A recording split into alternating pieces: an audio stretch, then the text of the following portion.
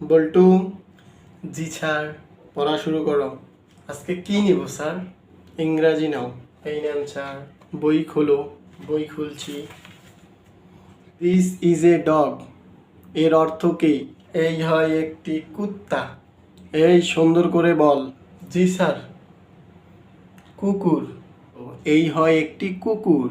Sir এইটা একটু বলে দেন দেখি। This is a head. এই হয় একটি মাথা। This is my head. এই হয় স্যারের মাথা। বদমাইশ, তোরে আমার মাথা বলতে বলছি? দিস ইজ এ আমার বাপের মাথা। তোর মতো এমন বলদ স্টুডেন্ট আমি জীবনে দেখিনি। স্যার, আমি কি আবার ভুল কইলাম? তাইলে দিস ইজ মানে আমাগো বাড়ির কুত্তার মাথা। দিস ইজ মানে আমাগো বাড়ির কুত্তার মাথা। বদমাইশ ছেলে, ব্যাটটা কই? Sir bat. স্যার মাইরেন না।